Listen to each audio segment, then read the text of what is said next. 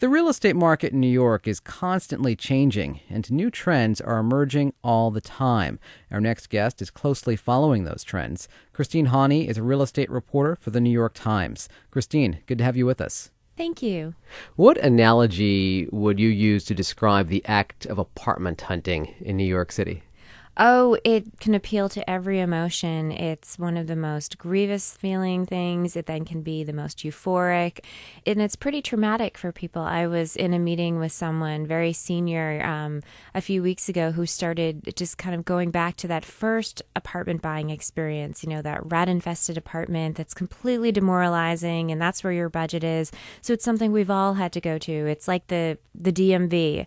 It's one of those things you all have to go through and kind of grin and bear it, and just it's a phase of life.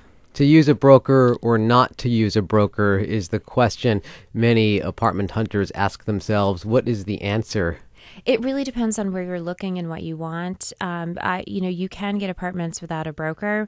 Some people say that the quality of the apartments isn't as good. It's also about, to some extent, about luck. Some brokers might tell you about apartments that aren't even advertised that are on the market, or someone's about to leave. So it really depends, and it depends on how much you can afford to negotiate down the brokerage fee.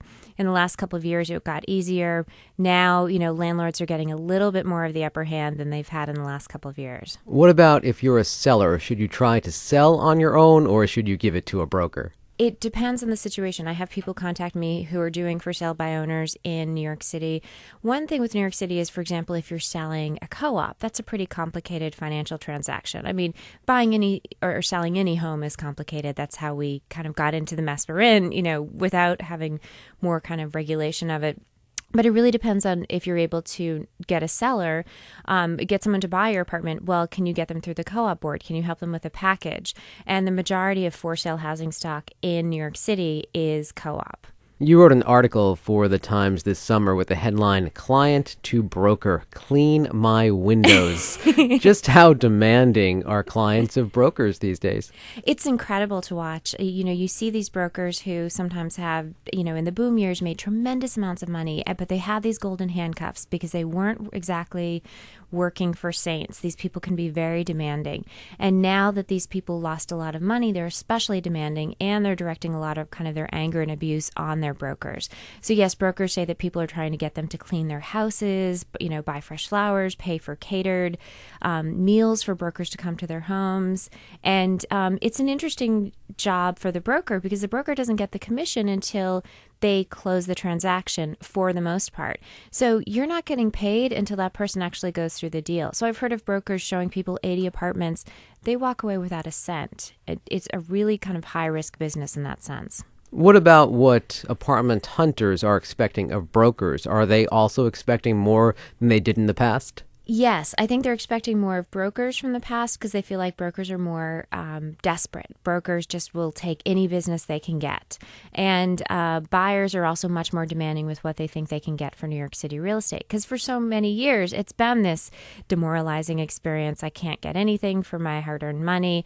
So people finally feel a little empowered. And so that can be misdirected toward the broker, misdirected toward what they expect they should pay for real estate. For a seller, is it better for the seller to show the apartment completely barren, or should they stage the apartment with furniture? This has been a really interesting debate. In the boom, brokers would decorate apartments in these very kind of odd ways. Like I wrote about an apartment a couple weeks ago with a swinging chair and a circular bed, and everyone who walked in didn't quite feel like they were at home. We said in our story, Lady Gaga wouldn't feel comfortable in this space. But should you stage it? Yes. I went to this one building in Brooklyn. They couldn't sell an apartment for something like 3 years. They staged it. It was a 2-bedroom apartment, and they created a full little girls' room, painted pink with baby dolls and toys around, sold it in 2 weeks, and had a bidding war on it. So when people can picture themselves in homes, they will definitely go to buy. It's actually funny to me that people sometimes can't even see beyond paint colors, because someone might see an apartment and say, oh, this is an ugly shade of blue, but they're not thinking, I can paint those walls. Yes, absolutely. I've been writing about distractions in real estate, and I had one guy who had brightly painted walls. He loved it. He thought it was really customized. couldn't sell the apartment. He had to take it off the market, paint everything neutral, put in neutral furniture, because that's what people can picture themselves in. Yeah, sometimes it's just hard. You think you're moving into that apartment exactly the way it is. You forget that you're going to customize it to your own needs. Yes, and you see that even if you look at real estate TV shows, the couple will always walk in and say, oh, this is where I'll put my TV, versus, okay, what about the utilities? What about the overall square footage? They're just thinking about their kind of very specific possessions. How would you define home? What is home to you? It's a vague term. It is. That's a great question. Well, in New York City, it's a different definition of home because our homes are so much of our public spaces. Our homes are our, one-bedroom apartments or two-bedroom apartments, but they're also our parks. And I've had a lot of conversations with people about this, like what is home as if when you're in gentrifying neighborhoods, or I have friends who bought in a neighborhood that's gentrified tremendously in the last 10 years. Well, do they still feel like they're at home? So I guess home is where your family is, but a lot of us are far from our family in New York. Home is physically the space that you're creating in New York to make a home. A home is having a community with friends around you. One woman I wrote about, who's a broker, got like 20 friends to move into her building. So that became her concept of home. Christine Haughney, thank you so much for coming in. Thank you.